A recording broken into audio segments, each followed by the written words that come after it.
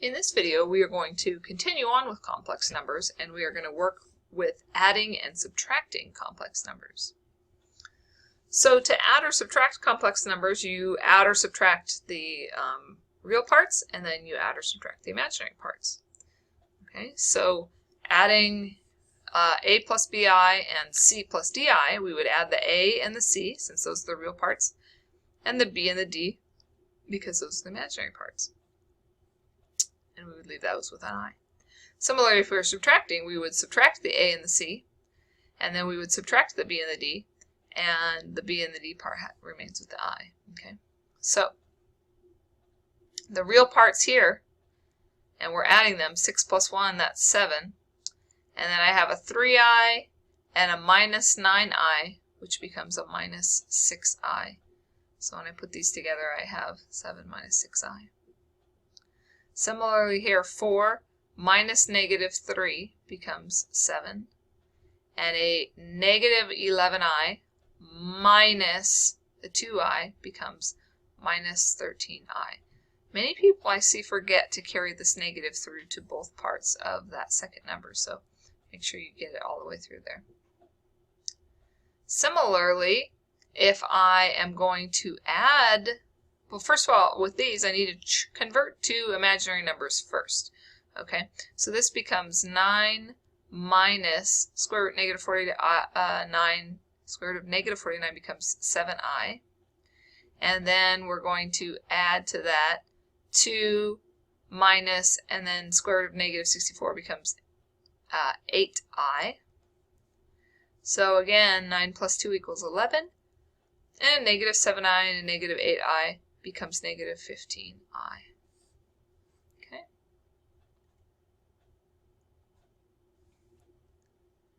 So when you are now going to multiply complex numbers, it's very important to remember that I squared is equal to negative 1, because that helps us simplify.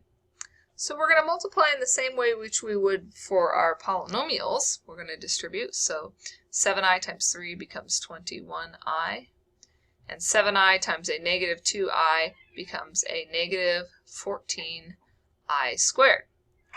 Now I squared, remember, is negative 1, so this becomes 21i minus 14 times a negative 1, which is equal to 21i plus 14. But in order to make sure we have that written in proper form, we would write 14 plus 21i. We're going to distribute here using that FOIL process.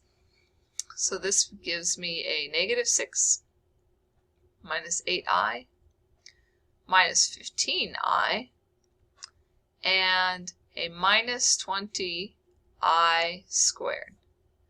So that's negative 6, and then I have a minus 23i, and then minus 20 times negative 1, which becomes, this becomes plus 20. So I have a plus 20 and a minus 6, so that's 14, and then a minus 23i. Finally, on this last one, remember that when I'm squaring the whole quantity, it's just taking the quantity and multiplying it by itself. So 4 minus 9i times 4 minus 9i.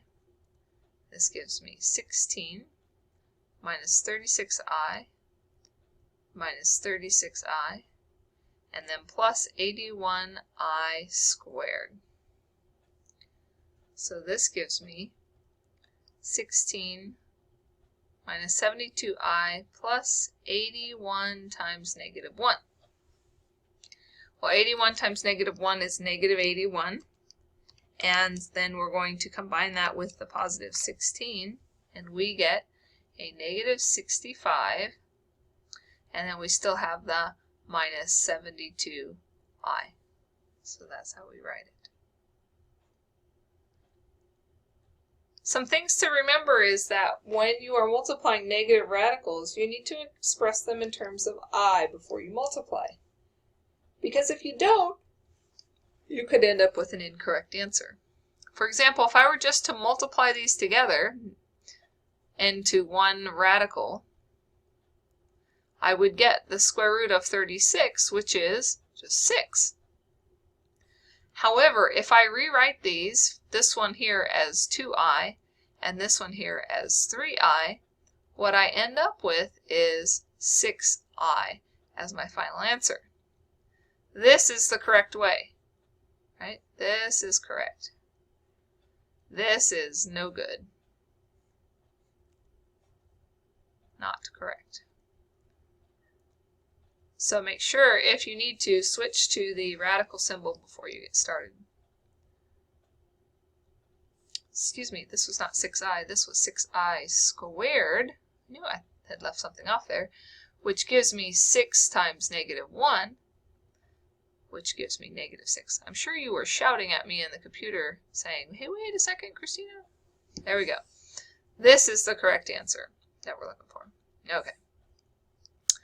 So, this becomes I times the square root of 8, and this becomes I times the square root of 2, right? So this becomes I squared times the square root of 16, which becomes -1 times 4, which is -4. Okay? Here, I end up with I times the square root of 10 times I times the square root of 7, which gives me I squared times the square root of 70. So then you're trying to think, is there a perfect square factor of 70? So think about that for a second. There isn't one. So this becomes -1 times the square root of 70. And that's as far as we can simplify. Okay?